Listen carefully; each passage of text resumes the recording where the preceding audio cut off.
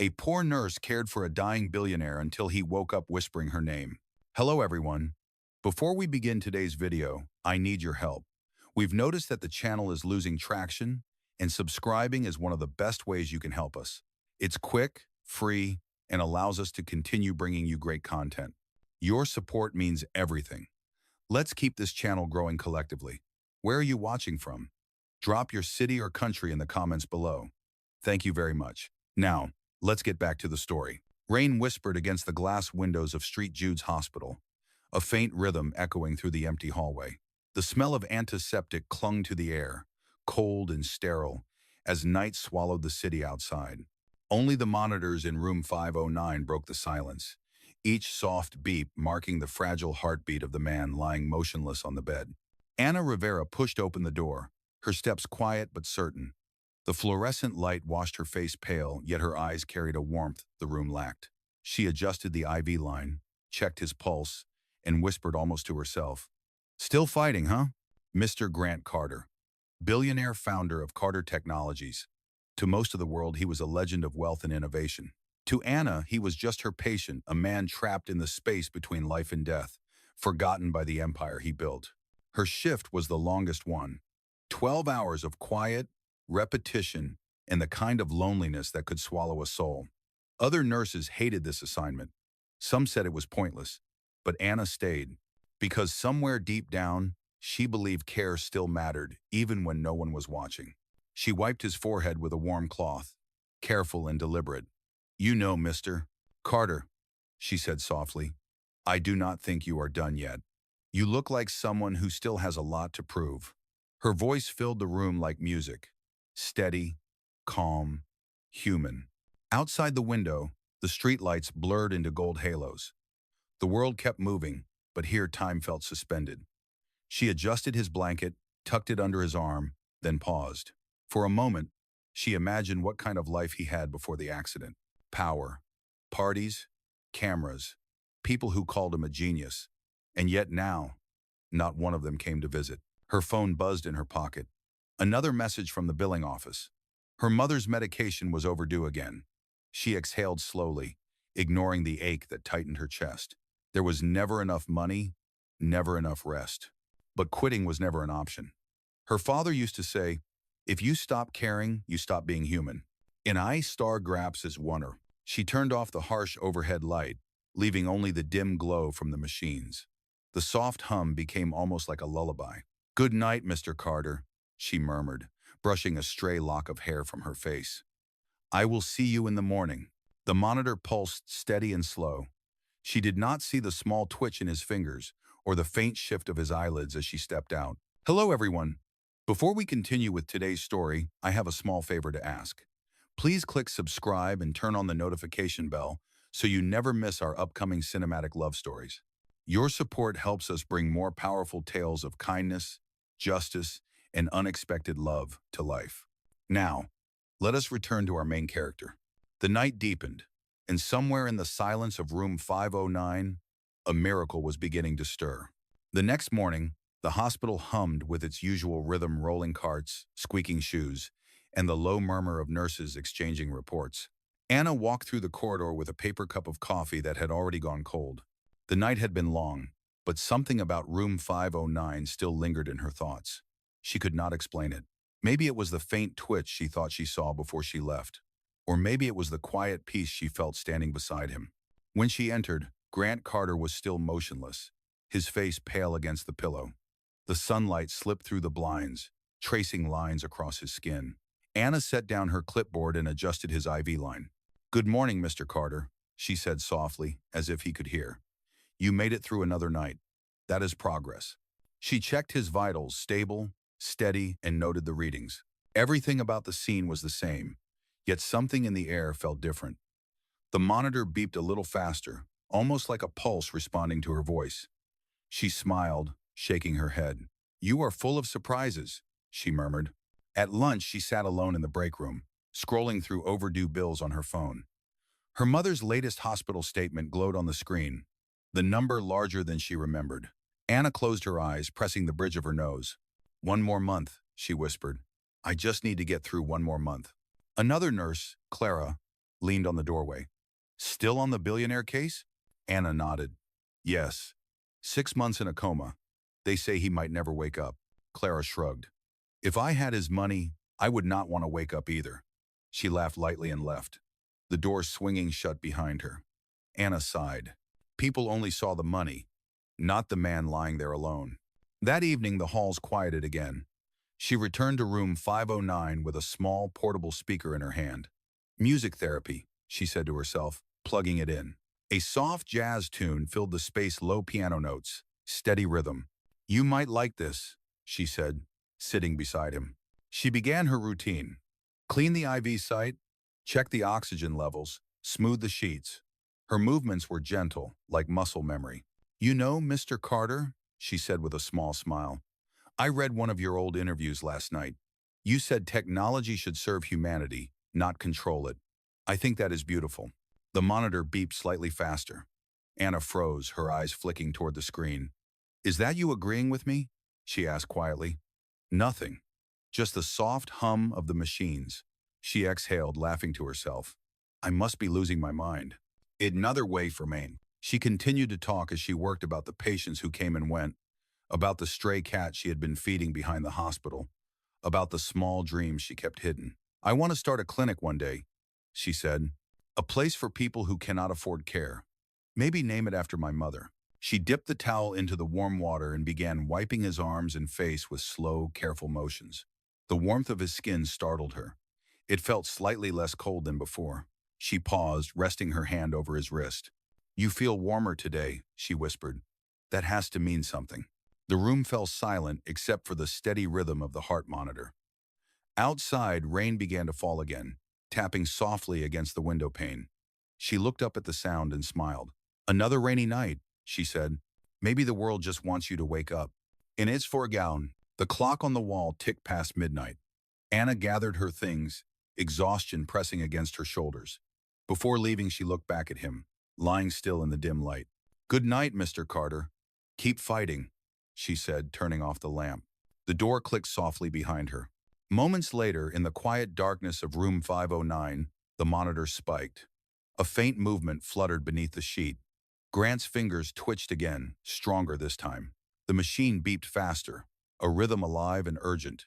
His eyelids trembled, as if the sound of her voice still echoed somewhere deep inside his mind. Then, for the briefest moment, his lips moved no sound, only a whisper of breath forming a single, fragile word. Anna. The sudden spike on the monitor sent a sharp sound through the quiet room. The night nurse on duty rushed inside, eyes wide, as the lines on the screen danced faster. She leaned close, watching the faint movement of Grant's fingers. Doctor, she called down the hall. We have activity in room 509. Within minutes, the medical team filled the space. Lights came on bright and sterile. Voices overlapped. Machines hummed. Anna arrived halfway through the commotion. Still in her street clothes, her hair damp from the rain. What happened? She asked breathlessly. One of the doctors looked up from the chart. He is responding. His brain activity is up. We are running tests now. Anna froze in the doorway. Her heart pounded so loud she could barely hear the rest of the words. She stepped closer, her eyes fixed on Grant's hand as it twitched again. Stronger this time. His eyelids flickered. For the first time in 6 months, his body was trying to come back. Mr. Carter, she whispered, moving closer to his bedside. It is me, Anna. That section in the lies of Marx. The doctor glanced at her but said nothing. Everyone knew she had been the one spending the most time here. For weeks she had talked to him when no one else bothered. She had cared when others stopped believing. The heart monitor beeped faster. A low groan escaped his throat. Anna's breath caught as his eyes fluttered open. They were unfocused at first, gray-blue and glassy, scanning the room. Then they stopped on her. He blinked several times, his lips dry, voice rough and weak. Where am I? Anna felt tears rise, but she smiled through them.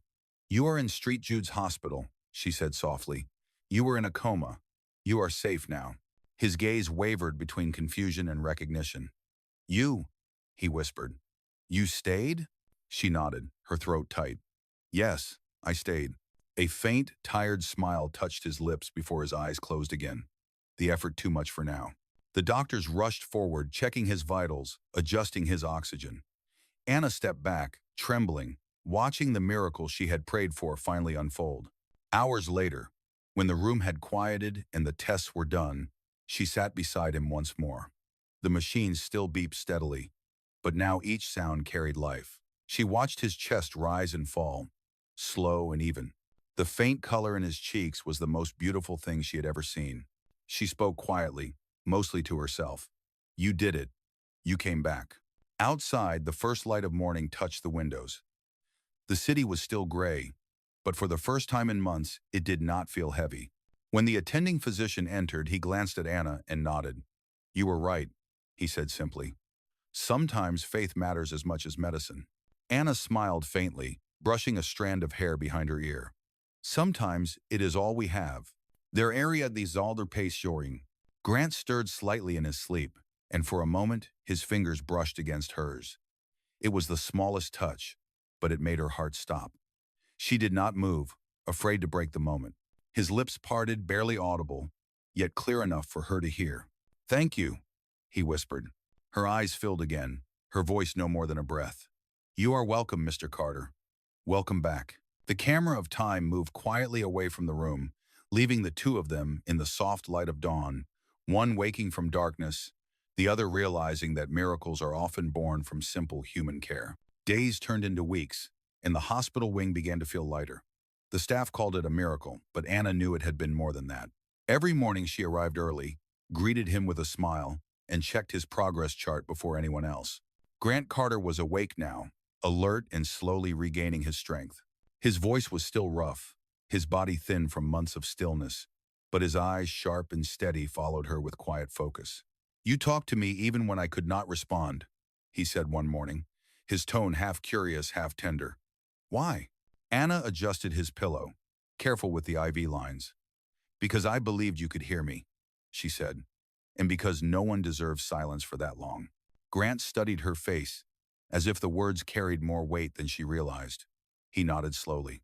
"Then maybe that is why I came back." Therapy sessions began soon after. At first, he could barely stand without trembling, his legs unsteady, the machines beeping with every effort.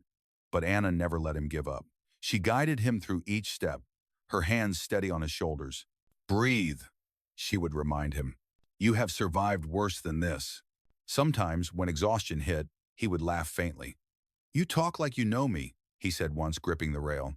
She smiled. "6 months beside your bed. I probably know you better than most." Those words stayed with him. He began to ask about her life, her family, and why she became a nurse. She told him about her mother, about growing up in a small apartment over a grocery store, about how she always believed kindness was its own kind of medicine. Grant listened, truly listened, his gaze softening with each story. One afternoon, as sunlight poured through the window, he took a few careful steps without assistance. Anna clapped quietly, her face glowing with pride. "You did it," she said. He smiled, breathing hard but full of quiet triumph. "No," he replied. "We did it," and was shawled. The next day, a bouquet of lilies appeared at the nurse's station, with a note written in careful handwriting. "To the woman who reminded me how to live." Anna blushed when she saw it, but she said nothing. For the first time, laughter began to echo in room 509. The monitors still beeped, the routines remained, but something had changed between them, something unspoken yet undeniable. Late one evening, as Anna was finishing her shift, Grant watched her from the bed, his voice soft but certain. "When I woke up, the first thing I remembered was your voice," he said. She turned, surprised, unsure how to answer. Grant smiled faintly. It was the only sound that felt real. Anna lowered her gaze, her cheeks warm. "Get some rest, Mr. Carter," she whispered. "Tomorrow will be another long day." He closed his eyes, but the hint of a smile remained. For the first time since the accident, Grant Carter slept peacefully, not because of the medication or machines, but because someone had cared enough to stay. As the weeks passed, Grant's recovery moved faster than anyone expected. His speech grew stronger, his steps surer, and the light in his eyes returned. Soon, he was walking through the therapy hall without help, greeting staff who once thought he would never open his eyes again. Anna watched from a distance that day, her heart swelling with pride. When their eyes met, he gave her a small smile. You see, your stubborn optimism worked. She laughed softly. Maybe it was your will, not mine. He tilted his head. I think we both know better. There's Alan. Every day after that, they shared moments that blurred the line between nurse and patient morning walks by the courtyard window, quiet talks over evening tea. When her shift ended, small jokes that made the sterile halls feel alive. Yet even as their connection deepened, a shadow began to creep back into Grant's life. Fragments of memory returned headlights, shouting, the screech of metal. The accident that nearly killed him no longer felt like fate. It felt like sabotage. One afternoon, he asked her, did anyone ever tell you what caused it? Anna hesitated. They said it was a mechanical failure. Grant's eyes narrowed slightly. No, that car was brand new. Someone wanted me out of the picture. She frowned. You mean, someone tried to... He nodded slowly. I just do not know who. From that moment, the air between them shifted. The healing room turned into a place of quiet tension. Grant began reading old reports, calling contacts from his company. The more he uncovered, the more the pieces refused to fit. One evening, when Anna entered his room, she noticed his expression had hardened. On the bedside table lay a folder of printed emails. What is that? She asked. He looked up, his voice low. Proof. The accident was arranged. Someone on my own board signed off on the route change that night. Anna's stomach tightened. Why would they do that? To take control, he said bitterly. To make sure I never came back. She stepped closer. You cannot fight this alone, Mr. Carter. You just recovered. Grant looked at her, the edge in his eyes softening. I am not alone anymore. For a moment, silence filled the room, heavy but electric. Then the door opened, and a doctor stepped in with new paperwork. The moment vanished, but its meaning lingered. Later that night, Anna sat outside the hospital, the cool air brushing her face. The city lights shimmered in the puddles, reflections of lives that kept moving while she stood still. She thought about the man upstairs, the billionaire who had lost everything except the will to rise again, and how strange it felt to be the one holding him steady. She looked up at the sky and whispered to herself, please let him be right. Please let the truth come out. Back inside, Grant stared at the ceiling, replaying the fragments of that night. Somewhere in the distance, thunder rolled over the city. He closed his eyes, the words echoing faintly in his mind, her voice calm and steady. Breathe. You have survived worse than this. And for the first time since the accident, Grant Carter knew the fight for his life was no longer about survival. It was about justice. The storm outside mirrored the one building inside Grant's heart. Days after uncovering the documents, he demanded access to his company's internal reports. His assistant, nervous but loyal, brought everything he could find. Each page revealed pieces of betrayal emails signed by people Grant had trusted for years, board members who had profited during his coma, and a quiet trail of transfers that led back to one name, his chief financial officer. When Grant confronted the board, his voice was calm but cold. While I was fighting for my life, you were fighting for my seat. The room went silent. His once loyal partners avoided his gaze. You used my accident to steal from the very company we built. Did you think I would never wake up? They stammered excuses about leadership, responsibility, and control. But Grant only said one thing. I am taking it all back. And be wandary and radical being an athlete. By the end of the week, the investigation began. Reporters surrounded the hospital entrance, desperate for a statement from the billionaire who had risen from a coma. Anna tried to stay in the background, but the media soon discovered her name. Photos of her walking into the hospital at dawn splashed across headlines. The nurse behind the miracle. At first, it seemed harmless until whispers spread online. Anonymous sources accused her of manipulating Grant, of using his recovery for attention. The hospital launched an inquiry. Overnight, her shift was suspended. Anna stood in the empty locker room, holding her badge in her shaking hands. She had worked there for 5 years, through long nights and endless exhaustion. Now all of it was gone because she cared too much. When Grant found out, he was furious. They suspended you because of me? She nodded, her eyes red. They said it is best for the hospital's image until things calm down. He took a deep breath, his jaw tight. That is not acceptable. Please, she said softly, do not make it worse for yourself. You have bigger battles to fight. Grant looked at her for a long moment. Anna, you fought for me when I could not fight for myself. Now it is my turn. She The next morning, Grant appeared before the press. Cameras flashed as he walked to the podium, his posture strong, his voice steady. "The woman you call the nurse behind the miracle did not seek fame or fortune," he said. "She stood by me when the world walked away. Without her, I would not be standing here today." Reporters fell silent. His words carried the weight of truth. That evening, Anna watched the news from her small apartment, tears welling as she heard him speak her name with pride. It was the first time anyone had defended her so publicly, and it came from the man everyone once thought untouchable. As the broadcast ended, thunder rolled again over the city. Somewhere inside Street Jude's, Grant looked out the window toward the rain, his reflection faint against the glass. For the first time in months, he did not see a patient or a survivor. He saw a man with something left to protect and someone worth protecting. For several days after the press conference, the world could not stop talking about Grant Carter. News outlets praised his return, while others questioned his motives. But for Grant, none of it mattered. The only thing that consumed him now was clearing Anna's name. He ordered a full internal audit, bringing in private investigators to uncover everything that had been hidden during his absence. The findings came faster than expected. The chief financial officer and 2 board members had indeed arranged the car route the night of his accident. It had been a setup, an attempt to force a leadership transition that would benefit them all. Grant sat in silence as he read the final report. "They tried to erase me," he said quietly, "and she paid the price for believing in me." His assistant glanced up. "What are you going to do?" Grant closed the folder. "I'm going to make this right." The next morning, he called for a press conference at Carter Technologies headquarters. Reporters filled the hall, expecting a business statement. Instead, Grant stood at the podium and delivered something no one saw coming. "I was betrayed by people I trusted," he began, his voice steady. "But the true injustice was done to someone who had no power, no wealth, and no voice in this world. Her name is Anna Rivera, and she saved my life. Not for profit, not for recognition, but because she believed every life was worth saving." He paused, letting the words sink in. Cameras flashed, recording every second. "She has been suspended for doing her job with compassion.